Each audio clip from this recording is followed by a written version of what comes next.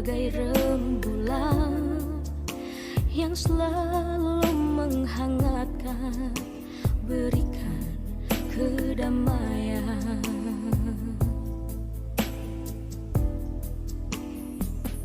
Perjuanganmu, cita-citamu tertulis indah dalam sejarah bangsamu, mendorong, membangkitkan, dan memberi keteladanan.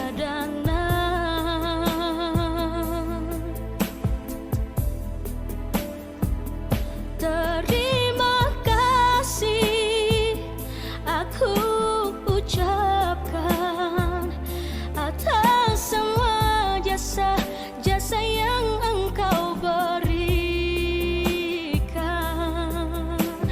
Kami bangga satu nama, dialah Ki Hajar Dewantara.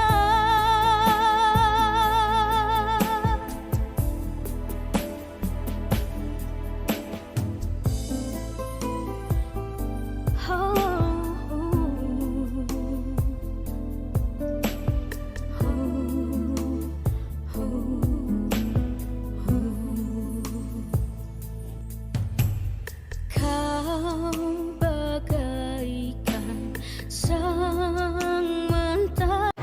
Assalamualaikum warahmatullahi wabarakatuh. Perkenalkan, saya Eni Fareha, calon guru penggerak angkatan 8 dari SDN Jatimulya 09 Kabupaten Bekasi. Di sini saya akan mewawancarai kepala sekolah saya, yaitu tentang pengambilan keputusan berbasis nilai-nilai kebajikan sebagai pemimpin. Assalamualaikum Ibu.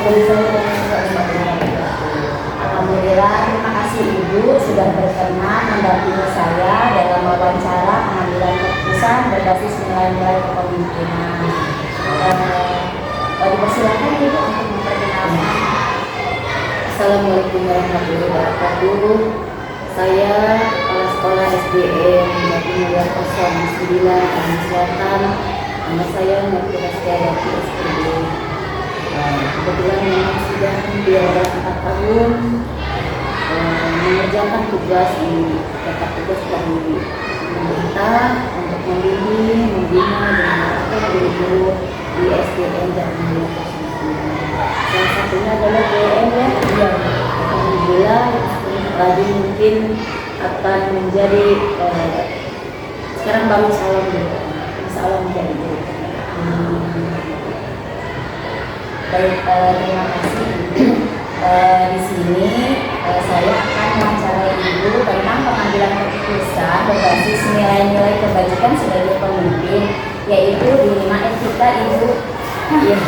Alhamdulillah Ibu sudah memimpin di Jatimulya 09 kurang lebih 4 tahun, dan di SD Tambun 8 juga sudah luar biasa, betul, sudah 4 tahun juga. Jadi di antara dilema-dilema yang pernah Ibu alami sebagai pemimpin di sekolah, mohon sharingnya, ceritanya Ibu seperti apa kira-kira dilema di sekolah Jatimulya 09. Ya, banyak sih ya.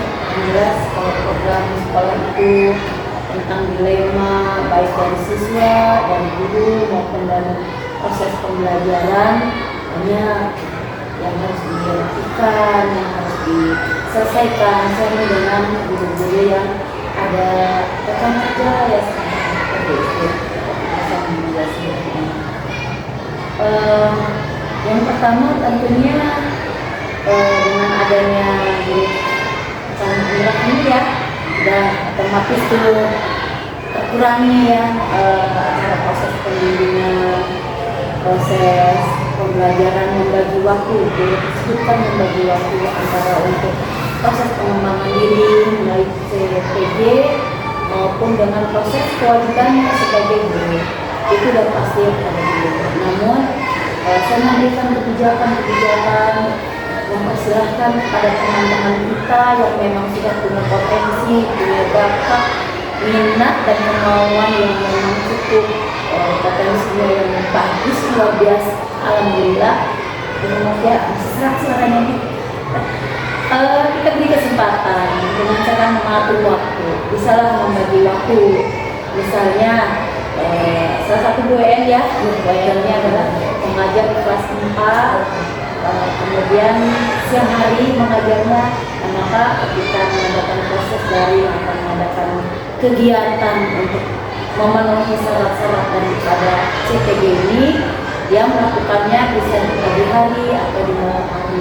Ketika ada timing waktu yang bersamaan, ini juga kan bisa bekerja sama dengan teman-teman yang lainnya, yaitu sering menggantikan di posisi yang memang siap, misalnya guru pelajaran atau guru yang memang sedang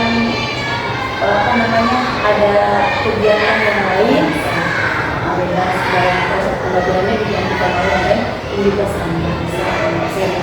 Bisa Ya, berarti kalau saya simpulkan dalam Dilema Etika ini sebagai pemimpin di sekolah Jatimulya 09 ini sudah ada guru penggeraknya ya Bu. Alhamdulillah. Dan memang yang ada yang dirugikan dan ada yang memang diuntungkan. Dan satu sisi murid ya Bu yang dirugikan sebagai korbannya, betul. Nah, saat pengambilan keputusan, kira-kira langkah-langkah apa sih yang Ibu lakukan untuk menemukan solusi tersebut supaya nih di dalam kelas anak tidak dirugikan oleh si calon guru penggerak tersebut, seperti itu?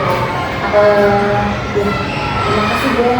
Kebetulan di SD Jatimulya 09 ini kan sudah ada guru penggerak, sudah lolos 2 orang guru penggerak, yang alhamdulillah yang satu sudah menjadi motivator, menjadi narasumber, bahkan juga kabupaten yang sudah Buana selama periode saya. Alhamdulillah. Kemudian dari kemarin angkatan 7 kita meluncurkan lagi salah satu orang lagi. Yang pertama itu tadi adalah Ibu Melinda. Kemudian yang kedua yang sudah lulus adalah Ibu Haji Suri Sugawati. Nah sekarang dilanjut lagi oleh BPN ya. Memang dananya ada, namun kita sudah sepakat, komunitas kita sudah memberikan komitmen dalam rapat. Jadi saya selalu tidak memutuskan sendiri, tetapi bermusyawarah. Siapa yang bisa menggantikan posisi ketika si A berangkat tugas dinas ke tempat lain, atau si A mengadakan bintek, pengembangan diri yang lainnya selain bintek, workshop, pelatihan ya, baik dari kementerian maupun dari Kemendikbud, bahkan dari dinas pendidikan sekalipun yang akan Bekasi tentunya, itu kita mengadakan pertukaran ya, pertukaran antara guru yang satu dengan guru yang lain. Saya katakan bahwa ayo kita saling membantu. Sekarang ini saat ini Bu EM, Bu Epi, Bu Agustin, bahkan ke depannya ada guru-guru yang lain itu enggak saling bergantian seri, menggantikan posisi seperti itu. Dan kita mengadakan rapat sharing, kemudian kita bentuk kepengurusan KGGS ya. KGGS ini kerja kelompok guru sekolah gitu. Saya membentuk komunitas seperti itu. Maka dengan dari itu dijadwalkan untuk program yang ada di kelas 1 sampai kelas 6, bahkan kepada sampai kegiatan P5-nya, alhamdulillah seperti itu. Saya membagi tugas kepada teman-teman. Dan tidak sama ini untuk langkah-langkahnya itu berkolaborasi dengan guru-guru yang lain supaya tetap murid ini tidak dirugikan masalah belajarnya. Karena lebih cenderung ada ekstremnya banyak ya sebelum terjadi adanya guru penggerak, kita kan sudah membentuk kegiatan KKG dulu, kemudian KKGS. Dengan ada ini guru-guru masing-masing efektivitasnya, potensinya menjadi 9 luar biasa. Dalam waktu 1 tahun, 2 tahun lah ya, mau meluncurkan 3 guru penggerak. Jadi ya karena ada kerjasama itulah, alhamdulillah kolaborasi antara program sekolah yang memang sedang diikuti maupun dengan adanya guru. Jadi, dengan terjadinya kolaborasi program sekolah dengan guru penggerak, alhamdulillah wujud satu sekolah yang memang sekarang menjadi efektif, dan alhamdulillah guru-guru semua, teman-teman semua menjadi profesional bergerak maju untuk mendapatkan hal Ya, baik Ibu. Terima kasih juga karena berkat bimbingan Ibu sehingga kami Dewan Guru dari Jati Mulia 09 bisa berkolaborasi, saling mengisi dan bersinergi ya Bu ya. Baik, selain itu pernahkah Ibu mengalami tantangan lain selain dari guru penggerak? Mungkin kasus dari antara guru dan guru seperti itu Bu. Pasti karena di sini sudah ada guru penggeraknya kan ada 3, pasti ada beragam ide yang cemerlang di antara 3 guru tersebut. Nah, mungkin apa solusinya Ibu sebagai pemimpin, kemudian langkah-langkahnya seperti apa? Ya sudah pasti ya, perbedaan itu ada. Ketika kita sebelum mendapatkan guru penggerak dan sesudah pasti terjadi perbedaan yang signifikan. Nah memang pastilah itu sudah pasti. Namanya satu lembaga pasti terjadi dilema antara yang satu dengan yang lain. Apalagi terjadi ketika yang junior dengan senior, karena yang junior yang senior ini terkadang kan masih menggunakan pola pikir yang lama.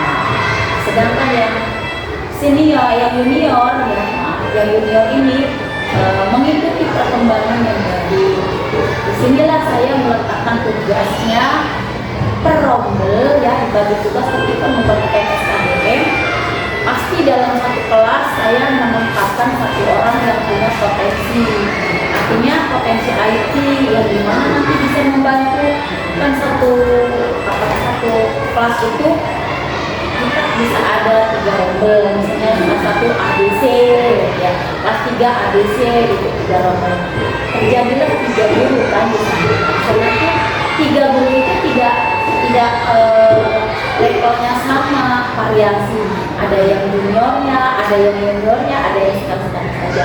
Nah ketika nanti saya mengadakan, pasti ini harus ada di satu rombel ini, satu tingkatan ini harus ada yang pintar IT untuk mengikuti perkembangan kualitas pendidikan seperti sekarang ini. Dari jelas kan bisa jadi kumer gitu kan, menjadi nah itu harus kita antisipasi ya. Dengan adanya salah satu dalam satu rombel itu ada guru yang berpotensi dan bisa IT, nah disitulah yang lama atau yang sedang-sedang saja bisa saling mengisi seperti itu. Dan kembali lagi ada di bagaimana KKGS-nya berjalan tidak, saya selalu mengevaluasi seperti itu. Jadi saling mengisi ya Bu, di antara 30 calon guru penggerak ini kita saling berkolaborasi, dan Ibu sangat keren sekali sudah mengambil inisiatif dengan langkah-langkah. Dalam satu rombel itu ada guru yang memang sudah pintar di IT-nya sehingga saling menutupi, dan untuk kekurangannya maka ditutupi dengan guru yang bisa itu. Kita tidak boleh terlambat, kalau maju semua, kalau dia di tempat diam semua, jadi nggak boleh. Dan alhamdulillah progresnya selama kurang lebih 4 tahun ini sudah meningkat ya Bu. Setelah kami SDM bilang program-programnya, kemudian kinerja guru-gurunya, betul. Masuk ke komunitas waras komite sekolah itu sangat, alhamdulillah sangat apa yang akan diprogramkan di sekolah, kolaborasi dengan guru penggerak, kolaborasi dengan komite, itu kita selalu sejajar, selalu seimbang dan saling melengkapi. Untuk kolaborasi Bu, bagaimana menyiasatinya supaya kolaborasi ini juga bisa bersinergi di sekolah, bisa saling mendukung dengan program-program yang ada di sekolah. Kira-kira seperti apa Bu? Ya pastinya berpikir berbasis hasil akhir, atau berpikir berbasis peraturan, atau berpikir berbasis rasa peduli di antara sekolah dengan komite sekolah. kita berbasisnya pola pikir ya kebersamaan. Kemudian ya akhirnya kita berikan ya Hasil akhir ya Bu, hasil akhir dari proses sampai akhir betul. Pertamanya kita mengadakan undang biasa tanpa teman-teman kita sampaikan, pastinya sebelumnya juga disampaikan oleh ibu supportnya.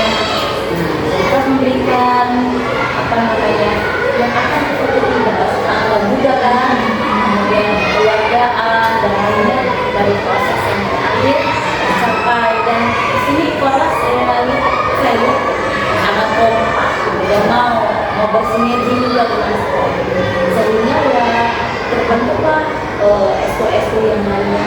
Sekarang kan pertama lagi banyak silat yang suara ada alhamdulillah.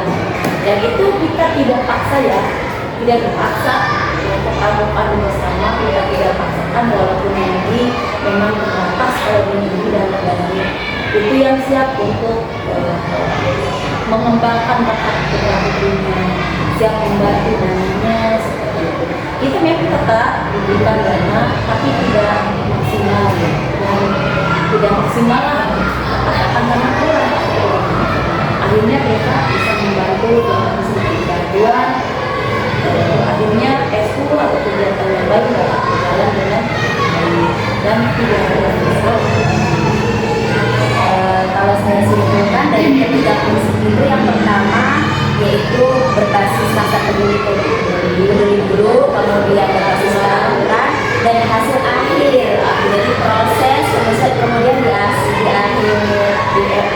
akhir itu kemudian direalisasikan ya. Kemudian untuk SU-nya bisa berjalan dengan sempurna ya Bu. Mudah-mudahan lancar ya. Amin. Ini Ibu punten untuk di akhir ini mohon nasihatnya sebagai saya. Mungkin nanti insya Allah jika saya menjadi pemimpin pada pembelajaran, solusi apa yang bisa Ibu sampaikan ke saya, kemudian langkah-langkah apa yang nanti akan saya terapkan pada kemudian jika saya menjadi pemimpin. Pastinya yang pertama kita harus banyak bersabar ya, sabar, ikhlas, peduli. Kita menerapkan 5S, sopan, santun, senyum, hadir. Gitu. Kalau kita dalam guru, kita melayani itu berbeda dengan melayani dengan hati. Selalu senyum, ikhlas, sabar. Semua pekerjaan itu kita anggap ringan-ringan aja, jangan menganggap susah, ini susah. Apapun bentuknya itu pekerjaan kita sikapi, ya kita jalankan dengan penuh rasa ikhlas. Insya Allah semua kegiatan akan ringan. Ya, nasihatnya begini, kerjakan apa yang saat itu bisa dikerjakan, jangan ditunda-tunda. Kan kalau ditunda, pekerjaan itu pasti akan menunda. Apabila ada pekerjaan yang lain, cepat segera. Kalau sekarang ini sifatnya bukan, kalau dulu jemput bola ya, kalau sekarang itu bertransformasi itu. Jadi gue harus bertransformasi nih, cepat lebih baik. Masya Allah, terima kasih banyak Ibu nasihatnya. Alhamdulillah wawancara sudah selesai. Terima kasih atas waktunya. Ibu sudah berkenan mendampingi saya dalam wawancara pengambilan keputusan berbasis nilai-nilai kebajikan sebagai pemimpin. Nuhun Ibu. Assalamualaikum warahmatullahi wabarakatuh. Sukses selalu ya, dan tetap semangat. Kau juga bagai rembulan yang selalu menghangatkan.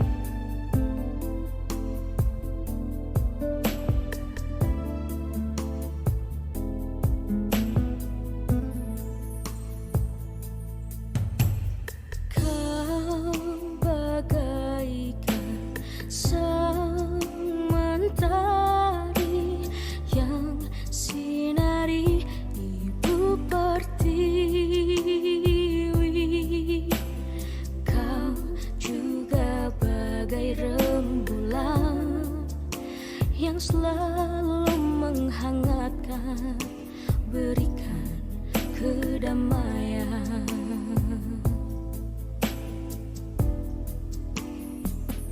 Perjuanganmu, cita-citamu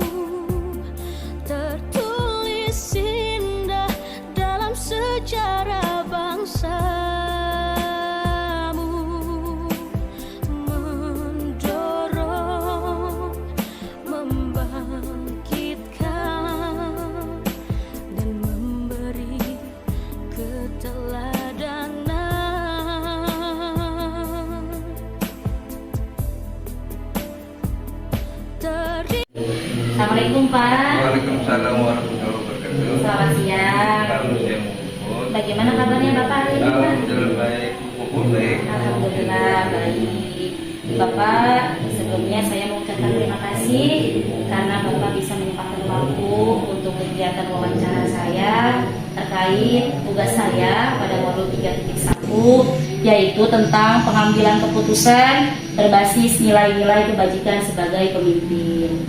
Sebelum saya berlanjut ke pertanyaan, silakan Bapak memperkenalkan diri tentang perjalanan Bapak menjadi kepala sekolah. Ya, baik. Assalamualaikum warahmatullahi wabarakatuh. Perkenalkan, nama saya Muharto Pradian MPD. Saya sebagai kepala sekolah SD Negeri Pantai Bahgia 1, Kecamatan Muaragembong, Kabupaten Bekasi. Saya ditugaskan oleh pemerintah menjadi kepala sekolah SD Negeri pada tahun 2010 di SD Pantai Bahgia 01. Kemudian ada rotasi ke SD Negeri Pantai Sederhana pada tahun 2015. Dan selanjutnya ada rotasi kembali dan saya ditempatkan di SD semula, yakni SD Pantai Bahgia 01 Muaragembong. Baik Bapak, terima kasih. Selama menjadi kepala sekolah, tentunya Bapak pasti mengalami kasus-kasus yang harus diselesaikan. Ada beberapa pertanyaan yang harus saya pertanyakan ke Bapak terkait tentang pengambilan keputusan berbasis nilai-nilai kebajikan sebagai seorang pemimpin. Pertanyaan pertama yang akan saya tanyakan ke Bapak, selama ini bagaimana Bapak dapat mengidentifikasi kasus-kasus yang merupakan dilema etika atau bujukan moral? Iya, saya melihat dari sudut pandang moral dan hukum.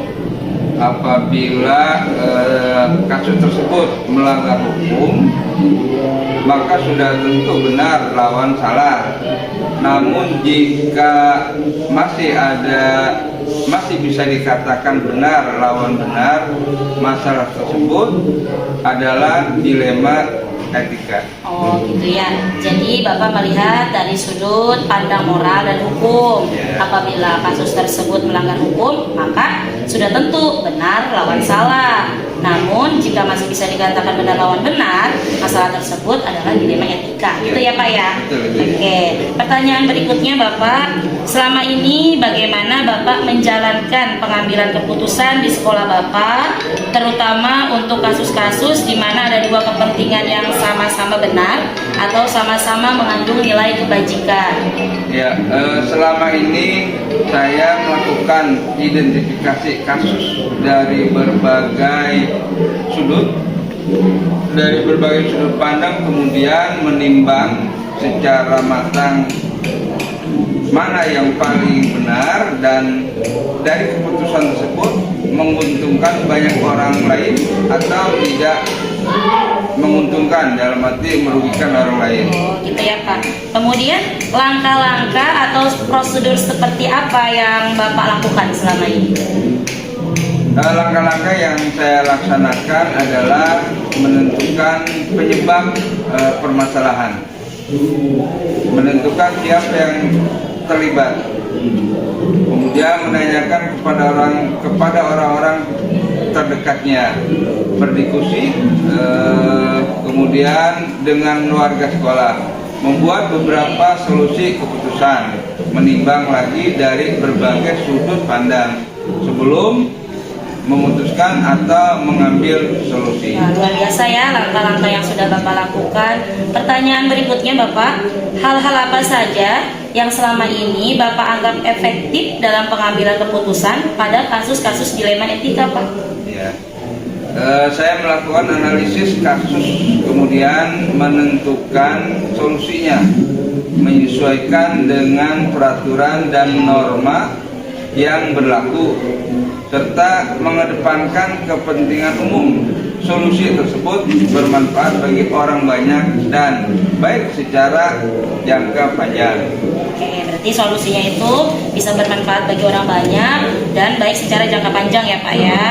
Kemudian adakah Pak selama ini tantangan dalam pengambilan keputusan pada kasus-kasus dilema etika Pak? Ya, tantangan dalam mengambil keputusan adalah mencari keputusan yang terbaik karena keduanya merupakan masalah yang sama-sama benar. Dalam mengambil keputusan harus menguntungkan kedua belah pihak dan tidak merugikan salah satunya. Gitu ya Pak ya.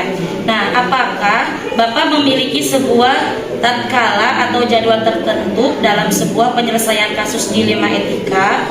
Apakah Bapak langsung menyelesaikan di tempat atau memiliki sebuah jadwal untuk menyelesaikannya, bentuk atau prosedur seperti yang Bapak jalankan? Ya, tentunya dalam hal ini untuk memutuskan masalah yang ringan biasanya langsung saya putuskan.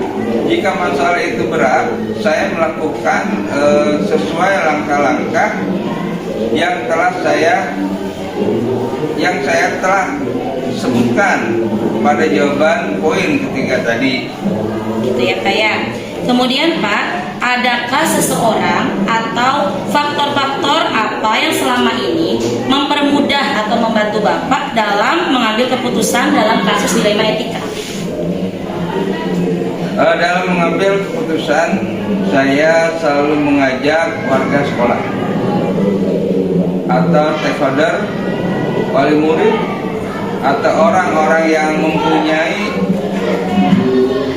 kedekatan personal dengan orang yang mengalami permasalahan.